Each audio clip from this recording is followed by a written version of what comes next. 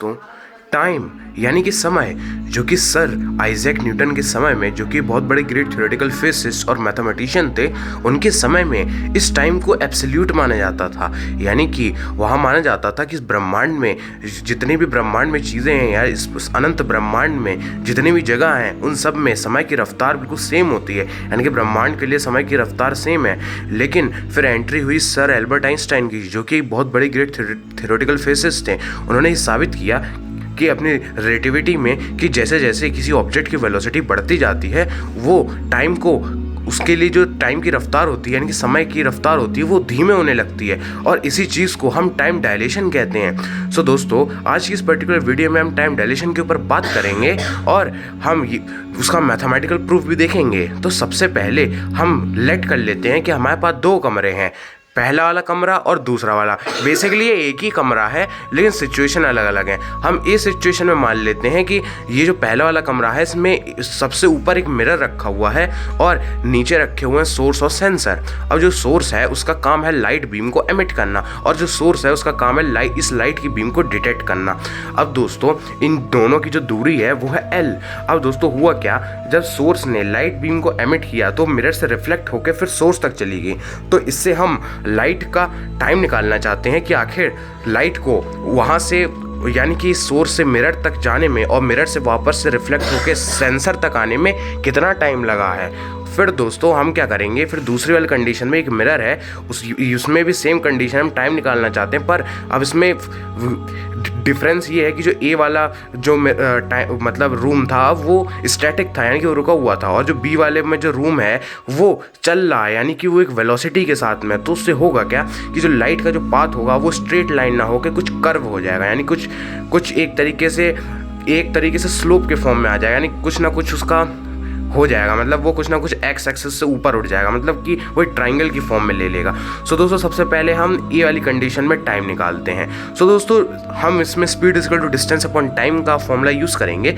सो दोस्तों, होता है speed is equal to distance upon time, और फिर टाइम क्या होता है, टाइम होता है डिस्टेंस अपॉन स्पीड। अब आप खुद देखो कि हमने जो है सेंसर से लेकर जो मिरर तक का डिस्टेंस है उसको हमने क्या लिया था, हमने उसको L लिया था। तो टाइम क्या होता है, डिस्टेंस अपॉन टाइम। तो उस टाइम क्या होता है, डिस्टेंस अपॉन स्पीड। तो दोस्तों, डिस्टेंस कितनी है L और स्पीड कितनी है C।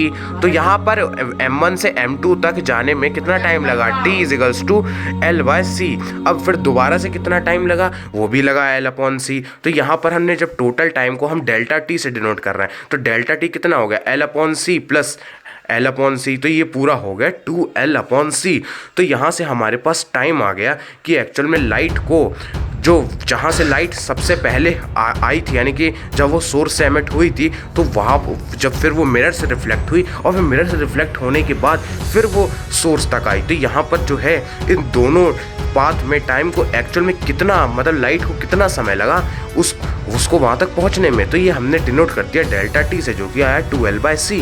अब दोस्तों, हम दूसरा वाला, हम बी वाला कंडीशन को लेट करते हैं, जिसमें ये जो रूम है ये एक वेलोसिटी के साथ मूव कर रहा है। अब यहाँ से एक सोर्स से हमने लाइट बीम को जब एमिट किया तो ये M1 से M2 तक गई। तो हमने मान लिया कि M1 से M2 तक लाइट को जाने में T1 का समय लगा।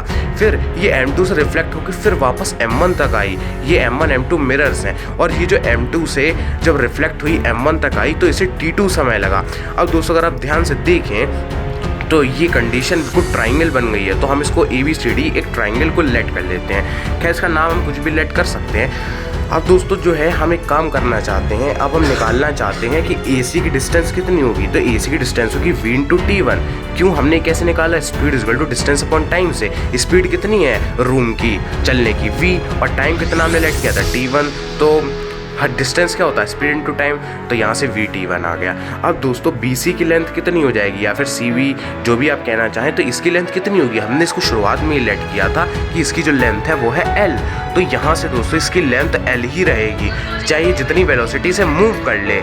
अब दोस्तों, हम इसकी हाइपोटेन्यूस निकालना चाहते हैं। तो हाइपोटेन्यूस निकालने के लिए हम पाइथागोरस थ्योरम लगा सकते हैं। तो ये क्या हो जाएगा, अंडर रूट में L² प्लस V² T1 का होल स्क्वायर। लेकिन वो CT1 के भी इक्वल होगा। दोस्तों, ये CT1 के क्यों इक्वल होगा, क्योंकि दोस्तों हमने ये जो CT1 निकाला है वो ये निकाला है कि लाइट को मतलब वो डिस्टेंस कितनी लगी होगी, तो speed is equal to distance upon time use किया, तो डिस्टेंस क्या होता है, स्पीड इनटू टाइम। अब स्पीड ऑफ लाइट कितनी होती है c, और हमने क्या लेट किया था, उसे कितना टाइम लग रहा है t1। तो पूरी कैलकुलेशन के बाद जो टाइम आया है वो t1 is equals to l upon under root में c square minus v square आया।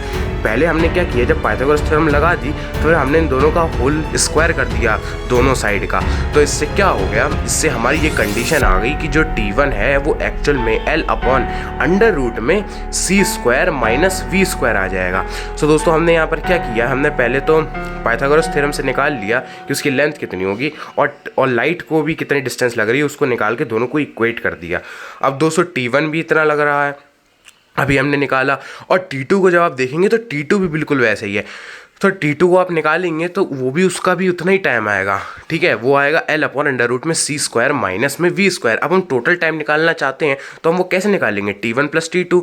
तो यहाँ पर क्या हो जाएगा, ये इन दोनों का सम हो जाएगा, तो बेसिकली टाइम आ जाएगा 2l अपॉन अंडर रूट में c square minus v square. अब हम क्या करेंगे, यहाँ से c कॉमन ले लेंगे। अब हमने क्यों c कॉमन लिया, आपको याद करिए जब हम पिछला जब डेल्टा t हमने जब यानी कि टोटल टाइम जब हमने स्टैटिक रूम में हमने वो इक्वेशन निकाली थी, वो क्या आई थी, delta t equals to 2l/c आई थी। तो हम यहाँ पर 2l/c की वैल्यू रखना चाह रहे हैं, इस वजह से हमने c कॉमन लिया।